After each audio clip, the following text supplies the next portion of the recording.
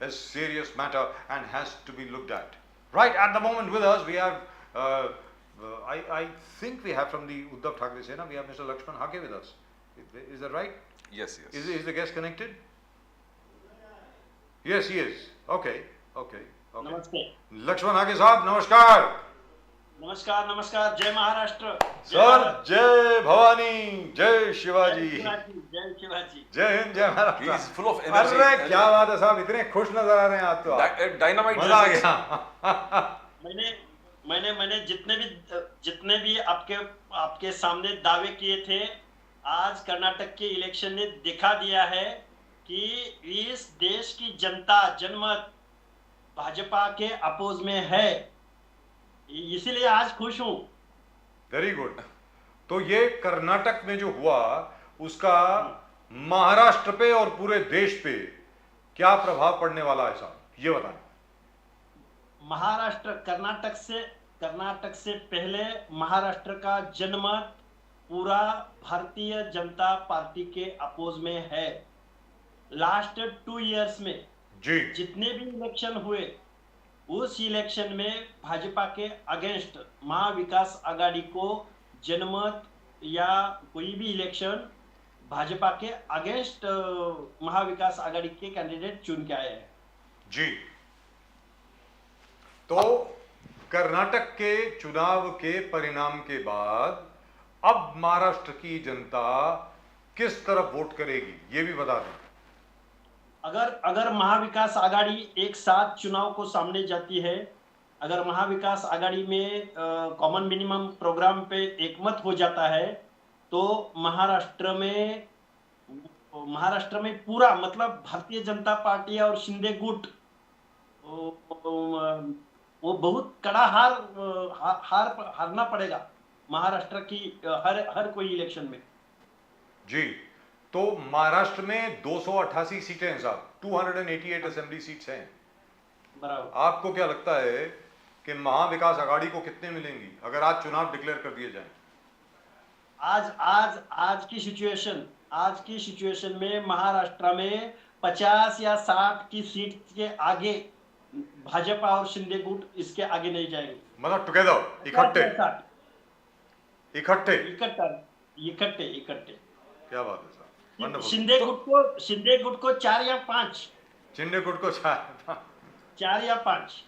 नहीं, हाके साहब जो बोल रहे हैं उसमें कुछ गलत मुझे दिख नहीं रहा है, बिकॉज अगर एमवीए के टोटल वोट शेयर आप देखोगे 50 प्रकाश अंबेडकर जी को भी साथ में ले लिया तो 50% से ऊपर आपका जा रहा है। Sir it goes up to 53%। Yes. तो आप कैसे, तो कौन से तरीके, आपने कितने डेवलपमेंट के बातें किए, कितने डेवलपमेंट और रोड बना रहा हो, ये तो it's not going to work because the vote share is not with you. And जिस प्रकार से कर्नाटक का चुनाव में लोकल इश्यूज को लेके जिस प्रकार कांग्रेस एक साथ एक यूनाइटेड फ्रंट बना के बीजेपी के सेंट्रल नेशनल इश्यूज को साइडलाइन करके उन्होंने जीत हासिल किया है ऑन लोकल इश्यूज। जैसे शरद पवार साहब ने कहा कि the winds of change have come, ये चेंज का वातावरण आ गया है। 2024 Maharashtra polls as well as 2024 general elections it's going to be total wipe out of the BJP, whatever development plan they're talking about, if the MVA stays united. But Hake sahab, is the MVA united? MVA एक है कि नहीं? नहीं, मैं आपको एक बात आपके सामने रखना चाहता हूं। लोकल मुद्दों पे कर्नाटक की इलेक्शन हो गई, मगर नेशनल जो बीजेपी का प्रोग्राम चल रहा है पूरे देश में, ये इसका भी इम्पैक्ट कर्नाटक के इलेक्शन में बहुत सारा है। सिर्फ लोकल मुद्दों पे नहीं, पूरा देश में जो आज जो पॉलिसीज चल रही है उसका भी बहुत बड़ा इम्पैक्ट कर्नाटक के इलेक्शन पे है। मतलब जैसे कि बताएं, उदाहरण दें सर। उदाहरण आज जो शासकीय निम शासकीय आस्थापनाएं है उसका जो खासगीकरण हो रहा है, चाहे वो देश में बेरोजगारी की बात करें, चाहे देश में इन्वेस्टमेंट की बात करें, तो इलेक्शन सामने आने के बाद दंगा फसाद करना, ये जो भारतीय जनता पार्टी का जो प्रोग्राम रह चुका है, इसको देश की जनता समझ चुकी है। कर्नाटक इलेक्शन में बजरंग बली का नाम लेते हुए सब लोगों का पोलराइजेशन करना चाहती थी भाजपा जी, मगर कर्नाटक की जनता ने, कर्नाटका में जो लिंगायत है, जो वक्कलिंग है, जो कुरुबार है, जो दलित है, जो मुस्लिम है, ये सब लोग माइनॉरिटीज है। इन सब लोगों ने भारतीय जनता पार्टी का जो नेशनल लेवल पे जो एजेंडा चल रहा है, वो एजेंडा ये सब समाज, बहुजन समाज, मतलब पूरा का पूरा कम्युनिटी इस देश को चाहता है, जो कॉन्स्टिट्यूशन को चाहता है, इस देश का पूरा जो गरिमा चाहता है, इन सब लोगों ने इकट्ठा आके भारतीय जनता पार्टी को सबक सिखाई है। हाके साहब, जैसे आपने कहा राहुल गांधी जी ने एलिगेशंस किया था कि 40% करप्शन, वो लोगों के कर्नाटक के लोगों में एकदम दिमाग और दिल में बैठ गया। फिर कांग्रेस के जो 5 प्रिंसिपल्स, मतलब 5 लोग चीज हम लोगों को देंगे, 200 यूनिट्स ऑफ इलेक्ट्रिसिटी, 2000 रुपया वुमन हाउस होल्ड चीफ को, 10 किलो चावल गरीब लोग, बीपीएल 3000 रुपया, 1500 फॉर ग्रेजुएट डिप्लोमा होल्डर्स और वुमन ट्रैवल। और इसके सामने मोदी जी का कहना है कि बजरंगबली तो था ही, देश विरोध, देश के विदेश देशों के साथ मिलकर देश को हानि पहुंचा रहा है Congress. Uniform civil code Amit Shah और 4% मुस्लिम रिजर्वेशन अमित शाह जिस प्रकार से, जहां बजरंगबली का कांग्रेस ने कहा जय बजरंगबली भी बोलो और गैस सिलेंडर को नमस्कार करके वोट करने जाना, तो ये एक जबरदस्त इंपैक्ट पड़ा है। आप क्या नहीं लगता आपको ये जबरदस्त इंपैक्ट है कांग्रेस का जो कैंपेन चला? यस यस साहब, लास्ट 10 इयर्स में जितना भी नरेंद्र मोदी साहब ने जितना भी डिसीजन लिया है, उसका कोई श्वेत पत्रिका बोलते हैं मराठी में उसको, वो श्वेत पत्रिका लोगों के सामने आनी चाहिए। वो उनमें से चाहे जीएसटी रहने दो, चाहे नोटबंदी रहने दो, चाहे इंटरनेशनल पॉलिसी रहने दो, ये जो डिसीजन, बड़े बड़े डिसीजन लिए हैं देश में नरेंद्र मोदी साहब ने, उनका एक्चुअली क्या इंपैक्ट हुआ है इस देश की जनता पे, इसका आंसर नेगेटिव है। ये इन सब मुद्दों को सामने रखते हुए देश की जनता नाराज है, बेरोजगार नाराज है। ये सब मुद्दों का भी कर्नाटक की इलेक्शन पे बहुत बड़ा इंपैक्ट है। जी, आप ये बताएं, इस वक्त महाराष्ट्र में जैसे सरकार चल रही है, मैंने अभी भी बहुत लोगों से पूछा है कि देवेंद्र फडणवीस जी की सरकार और एकनाथ शिंदे साहब की सरकार, ये कहा जाता है बीजेपी की तरफ से और शिंदे गुट की तरफ से कि 2.5 साल तक उद्धव ठाकरे जी ने कोई काम नहीं किया, मंत्रालय में जाते नहीं थे, काम करते नहीं थे, 2.5 साल तक महाराष्ट्र को पीछे धकेल दिया, अब जाकर के महाराष्ट्र में असल में काम शुरू हुआ है। लक्ष्मण आगे जी, आपको क्या लगता है काम शुरू हुआ है? अड़े साल में सम्माननीय उद्धव साहब को जितना टाइम मिला था, उस 2.5 साल में 22 months are pandemic period. Yes, मतलब वो कोरोना का इम्पैक्ट था, लॉकडाउन। हाँ, उस टाइम देश में देश के पंत प्रधान देश की जनता को थाली पीटने के लिए बोल रहे थे। उस टाइम देश के सामने हर एक कोई एक बहुत बड़ी मुसीबत थी, और ये मुसीबत सामने रखते हुए ये शिंदे गुट को क्या डिमांड है भाई इनकी? क्या उद्धव साहब ने इस पेंडेमिक पीरियड में, कोरोना पीरियड में, क्या देश में, राज्य में क्या करना चाहिए था? और ये सामने रखते नहीं है, फैक्ट को सामने जाते नहीं है। ये जो शिंदे गवर्नमेंट है, देवेंद्र फडणवीस गवर्नमेंट है, ये घटना बाह्य सरकार चला रही है भारत देश में। और ये घटना बाह्य सरकार देवेंद्र सम्माननीय उद्धव साहब को जो बोलते हैं, इसको कोई भी बेसिक लेवल पे कोई भी आधार नहीं है। इस महाराष्ट्र की जनता, अगर उनको इतना कॉन्फिडेंस है, तो इस महाराष्ट्र में लोकल बॉडीज के इलेक्शन क्यों नहीं ले रहे हैं ये लोग? इस महाराष्ट्र में बहुत बड़े बड़े शहर के लोकल बॉडीज के इलेक्शन है, 2-2 साल, 3-3 साल हो गए एक एक कारपोरेशन के, मगर इलेक्शन को सामने नहीं जा रहे। मुंबई कारपोरेशन रहने दो, कोल्हापुर रहने दो, संभाजीनगर रहने दो, पुणे रहने दो, बहुत बड़े सिटीज है, ये सिटीज प्रशासन चला रहा है, ये लोकशाही है। ये घटना बाह्य सरकार महाराष्ट्र का कौन से लॉजिक पे उद्धव साहब पे टीका करते हैं? और दूसरी चीज क्या है कि सुप्रीम कोर्ट का जो ऑर्डर आया, उसमें तो तकरीबन यही लिखा है कि ये सरकार जो है वो गैर संवैधानिक तरीके से बनी है। अगर आप ऑर्डर को Yes. पढ़ें वो तो ये बात Yes, all steps are unconstitutional. Yes साहब, सुप्रीम ने क्लियर कट बोल दिया है जी। कि शिंदे गुट घटना बाह्य है। ऐसा कोई गुट पार्टी पे दावा नहीं कर सकता। दूसरी बात, शिंदे गुट के प्रत्युत को बेकायदा बताया है। तीसरी बात, ये सब मैंने अभी आपको आपके सामने रखना है, इसके ऊपर बहुत चर्चा हो गई है। ये घटना बाह्य गवर्नमेंट है और ये घटना बाह्य शिंदे गुट, घटना बाह्य प्रत्युत, इन लोगों ने व्हिप निकाल के जो महाराष्ट्र की विधानसभा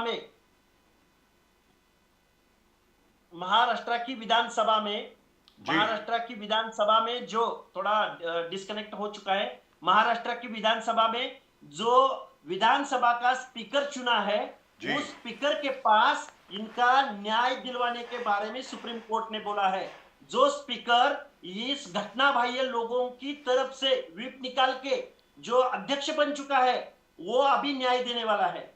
ये कॉमन मैन के समझ के बाहर की बात है। ये सब जुडिशरी पे जो शंका ले रही है महाराष्ट्र की जनता, देश की जनता, तो उसको बढ़ावा मिलता है ऐसे जजमेंट आते हैं तो। दुरुस्त बात है। लेकिन एक चीज बताएं, आपको क्या कुछ दिख रहा है सर? मैंने जो सवाल आपसे पूछा था कि एक साल में कोई ऐसा काम बताएं शिंदे फडणवीस सरकार ने जो किया हो, जो आपको अच्छा लगा हो कि भाई ये बहुत बहुत अच्छा काम किया महाराष्ट्र के लिए। जी बताएं। शिंदे और देवेंद्र फडणवीस साहब ने महाराष्ट्र में जितने भी बड़े बड़े प्रोजेक्ट आने वाले थे, जितने बड़े बड़े प्रोजेक्ट में महाराष्ट्र के नवयुवकों को रोजगारी मिलने वाली थी, उतने बड़े बड़े प्रोजेक्ट गुजरात का इलेक्शन डिक्लेयर होने के बाद महाराष्ट्र के ये बड़े बड़े प्रोजेक्ट गुजरात की तरफ गए और इस महाराष्ट्र की जनता को, महाराष्ट्र के नवयुवक को बेरोजगारी को सामना करना पड़ रहा है।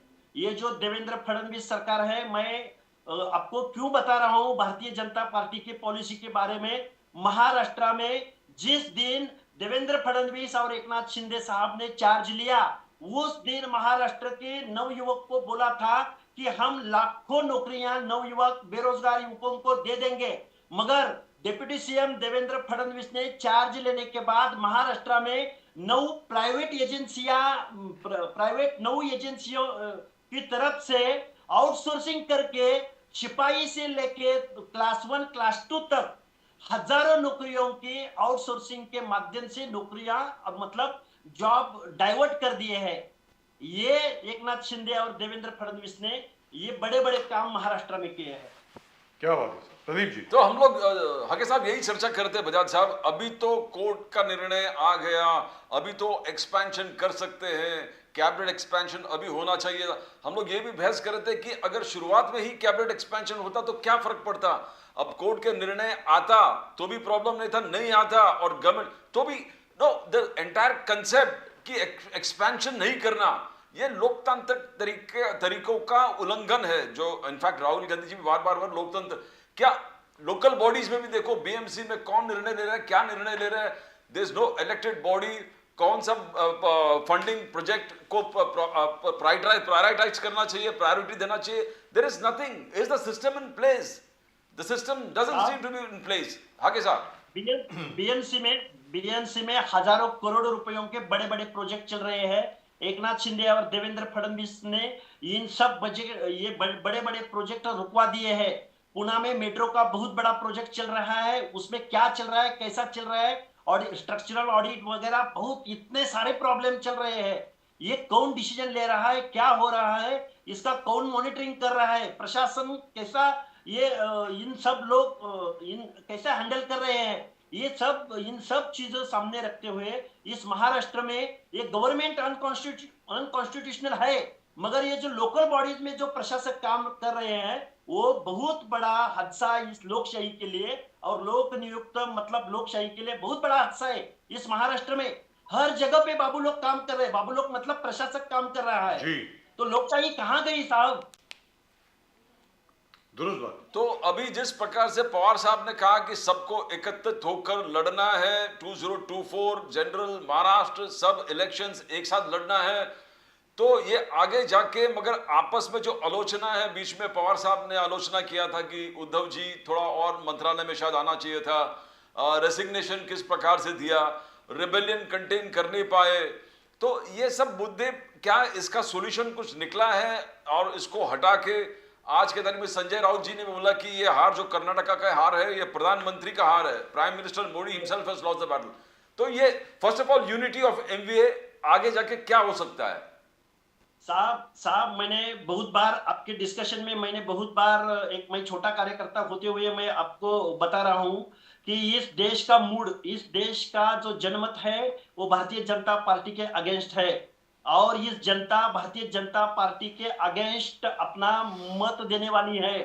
अगर ये ऐसे पार्टी, अगर भारतीय जनता पार्टी को ऑप्शन खड़ा करने में फेल हो जाएगी तो इस देश का संविधान, इस देश का लोकशाही वो खतरे में जाएगा। इन सब लोगों को मैं विनती करता हूं, हमारे जो जितने भी महाविकास आघाड़ी के मेंबर हैं, इन लोगों ने कॉमन मिनिमम प्रोग्राम पे इकट्ठा आके, हर कोई पार्टी रहती है, उसका कोई एजेंडा रहता है, उसका कोई झंडा रहता है, उसकी कोई आइडियोलॉजी रहती है। ये आइडियोलॉजी और ये अपने जो अपने अपने राय है, अपने अपने जो एजेंडा है, आइडियोलॉजी है, वो थोड़ा बाजू रख के इस देश का संविधान बचाने के लिए, इस देश की भारतीय जनता पार्टी को एक मजबूत ऑप्शन खड़ा करने के लिए इन बड़े बड़े लोगों ने, हमारे लीडर्स लोगों ने इकट्ठा आके संवाद, आपसी संवाद बढ़ाना चाहिए और भारतीय जनता पार्टी को एक बड़ा ऑप्शन इस महाराष्ट्र, अभी कर्नाटक में दिखा दिया। कर्नाटक में कोई हैंगिंग पार्लियामेंट नहीं आया। कर्नाटक की जनता ने क्लियर कट अपना जो रिजल्ट है वो कांग्रेस के बाजू में दिया है, और ये जनमत को अपने राय में लेने के लिए, अपनी बाजू को खींचने के लिए इन सब लोगों ने कॉमन मिनिमम प्रोग्राम पे इकट्ठा आना चाहिए और भारतीय जनता पार्टी को एक मजबूत ऑप्शन खड़ा करना चाहिए। आपको लगता है ऐसा होगा? होगा, शायद नहीं, 100% होगा इस महाराष्ट्र में, और महाराष्ट्र में होगा तो पूरे देश में होगा। मातोश्री पे, सम्माननीय उद्धव साहब ठाकरे की घर पे मातोश्री पे बिहार के लीडर्स आ रहे हैं, दिल्ली जी। के लीडर्स आ रहे हैं, पंजाब के लीडर्स आ रहे हैं, साउथ इंडिया के हर कोई स्टेट के लीडर आ रहे हैं। इन लोगों का जो संवाद है वो संवाद जारी है, और ये संवाद का स्पीड अभी तेज रफ्तार से कर्नाटक इलेक्शन के रिजल्ट के बाद तेज रफ्तार चलेगा, और इस देश में भारतीय जनता पार्टी को एक मजबूत ऑप्शन इस देश में खड़ा रहेगा। और आज की तारीख में कर्नाटक चुनाव के परिणाम के बाद सदर्न इंडिया जो है, दक्षिण भारत जो है, दक्षिण भारत के जो 5 राज्य हैं वहां से भारतीय जनता पार्टी का सफाया हो चुका है। हो चुका है। किसी एक भी स्टेट में अब बीजेपी नहीं है। तो ये पैटर्न क्या भारत में रिपीट होगा? क्योंकि अभी जो यूपी के म्यूनिसिपल कॉर्पोरेशन के इलेक्शंस के रिजल्ट आए हैं उसमें तो भारतीय जनता पार्टी ने बहुत अच्छा परफॉर्म किया है उत्तर प्रदेश में। साहब, मैं एक चीज मैं आपके सामने रखता हूं जी, कोई फैक्ट्स आपके सामने रखता हूं। बोलिए सर। इस देश में जो जीएसटी इकट्ठा होता है, जी, जीएसटी का अगर एक सीक्वेंस लगा दे तो सबसे ज्यादा जीएसटी महाराष्ट्र 1 नंबर पे आता है, जी, 2 नंबर पे तमिलनाडु आता है, जी, 3 नंबर पे उत्तर प्रदेश, 4 नंबर पे कर्नाटक आता है। जी, मैं ये क्यों बता रहा हूं आपको, हर कोई शिस्त जो है, इकोनॉमिकल शिस्त, ये चाहे टैक्स रहने दो, चाहे फंड्स कलेक्ट करना रहने दो, महसूल कलेक्ट करना रहने दो, साउथ के जो स्टेट्स है वो पूरा शिस्त में काम कर रहे हैं, और साउथ के लोगों का जो सोचने का तरीका है, जो संविधान के बारे में जो तरीका है, जो मूवमेंट साउथ के स्टेट में जो अभी तक आई है मूवमेंट, वो मैं क्या बोल रहा हूं, साउथ से ये भारतीय जनता पार्टी का सफाया अभी शुरू हो गया है, अभी महाराष्ट्र तक आया है। अभी जो और 2, 3, 4 स्टेट के जो इलेक्शन होने वाले हैं, एक स्टेट करके इस देश में भारतीय जनता पार्टी के अगेंस्ट, हर कोई स्टेट में भारतीय जनता पार्टी के अगेंस्ट, चाहे रीजनल पार्टी रहने दो, चाहे कांग्रेस रहने दो, ये चुन के आने वाली है इस रिजल्ट के बाद। Right, that's just about it. Thank you so much sir. Lakshman Aage ji, बहुत मजा आता है आपसे हमेशा बात करके। थैंक यू सो मच, बहुत बहुत धन्यवाद आपका।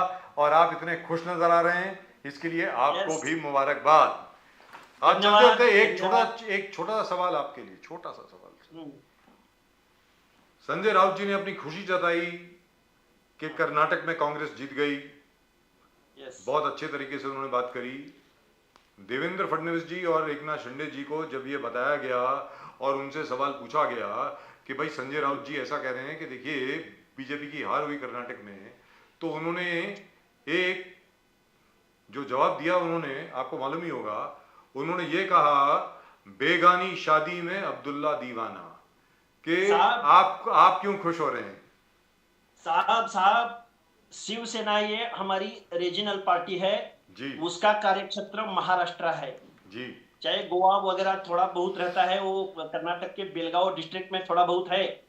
ये शिवसेना पार्टी ये रीजनल पार्टी है और हम खुशी इस, अगर भारतीय जनता पार्टी उधर चुनाव जीतती तो वो भारतीय जनता पार्टी के देवेंद्र फडणवीस और एकनाथ शिंदे साहब क्या जश्न बनाते, वो क्या ये करते नहीं क्या? जी मैं क्या बोलता हूं, हमारी पार्टी रीजनल है, हमारा वकूफ मालूम है, मगर भारतीय जनता पार्टी को हराना है। सब रीजनल पार्टी चाहे कांग्रेस, हम इकट्ठा आके भारतीय जनता पार्टी को एक तगड़ा ऑप्शन बना के खड़ा कर रहे हैं और इसमें हम सक्सेस हो रहे हैं। चाहे बिहार में लालू प्रसाद, नीतीश कुमार और तेजस्वी यादव ने ऑप्शन दिया है, जी तो हम खुश हो रहे हैं क्योंकि हम इकट्ठा आ रहे हैं, आना चाहते हैं और भारतीय जनता पार्टी के अपोज में एक बहुत बड़ा फ्रंट खड़ा करेंगे, तो खुशी मनाएंगे हम, क्यों नहीं मनाएंगे? Right, thank you so much sir, और एक बार फिर आपको बधाई, congratulation, thank you, all the very best you. नमस्कार, वंदे मातरम, जय भवानी, जय शिवाजी। जय भारत, जय Maharashtra. Thank you so much, जय हिंद, जय Maharashtra, thank you very much. Laxman Hage Sahab, very happy. Exactly, sir. He is a very happy man. So All the non-BJP guys are very happy. the whole country is divided. Modi, anti-Modi. Modi and anti-Modi. Yeah, all Yes. right. I tell you what. Let's take some comments today. A few comments have come. Let's take them. Some of them are very colourful. Statutory warning. You've been warned. Some of the comments are really very very colourful. But all the same, we'll try and read them. Can we have them on, please? Let's take a look. And that, of course, is Karnataka happy at Congress happy at Karnataka performance. Somebody said nice joke. I wonder what Mr. Nandish Kumar is feeling right now. He had said nice joke when we said that Congress is going to win Karnataka. Joke has turned into Yes. reality. The joke is on him. Yes. Right, let's take a look at what they have to say about the NCP. Speak about Imran Khan. Pakistan politics better suits you traitors. Right, so we have been called traitors. Wonderful. Which is all right. I've been called a traitor many times before. But all the same, thank you so much, Mr. Mohan Rao. Do we have anything else? Do we have any other interesting comment? All right, can we have it on, please? Congress confident of Karnataka victory. That was Mr. Nasir Hussain. Look, Again, Mr. Mohan Rao. Mr. Mohan Rao seems to be the It's- favorite of our production team. he He seems says, to look love you. Muslim. He likes to look at you and he loves to talk about you. Look Muslim. I wonder what that means. What do Muslims look like? Anyway, G. दिखाएं जरा He comment believes दिखाएं. that you're a Sufi saint sitting in that. Right. Excellent explanation, Nasir Bhai. Jai ho, Vijay ho, Jai Congress. This is somebody called Cynthia Ghodke. Cynthia Ghodke. Right. Well, even Nasir Hussain Saab would be a very happy man today. And the Sher-e-Punjab Society scam, because we society people are not aware about what is happening in our society office. Now I realize what basically they are doing. Mr. Varghese.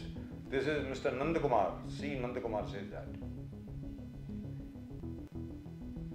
This is a big problem. The That's society. a big problem, the This Sher-e-Punjab is Society. That's right. The Sher-e-Punjab How Society. can the secretary become a builder? Satinder Pal Singh Ahluwalia just puts out one word, trash. I wonder whom he's talking about. Is he talking about the program? Is he talking about us? Or is he talking about Mr. Varghese? Or is he talking about the Sher-e-Punjab Society? Right? Karnataka is the best answer to what our friend Mr. Ganesh Hake had to say. He said very clearly. Sorry, Lakshman Saji had to say. Lakshman Saji. Lakshman Saji had to say Karnataka is the best answer. Modi है तो मुमकिन है. Shivaji Bhotke. I think the comment was sent before the election results. Jai Shri Ram, Jai Bharatiya Janata Party. Wonderful. We agree with you. Jai Shri Ram is absolutely right. That's it. These are all the comments. Please do keep sending in your comments. I'll try and read them out. Pradeep ji and I will try and read out as many as possible. And well, that's just about it. On Nation Now with the news कि कर्नाटक में कांग्रेस की जबरदस्त जीत, उत्तर प्रदेश में municipal corporation elections में Bharatiya Janata party की जबरदस्त जीत और जलंधर के लोकसभा बाई इलेक्शन में आम आदमी पार्टी की जबरदस्त जीत. So Aam Aadmi Party will now have a representative in the Lok Sabha. That's it. That's all we've got for you in tonight's show. We'll of course be back with you right here on this channel with some more news and analysis from both Pradeep ji and myself. आप सब लोगों को नमस्कार, वंदे मातरम, जय हिंद, जय महाराष्ट्र, जय भवानी, जय Shivaji. Once again, Vande Mataram. Vande Mataram.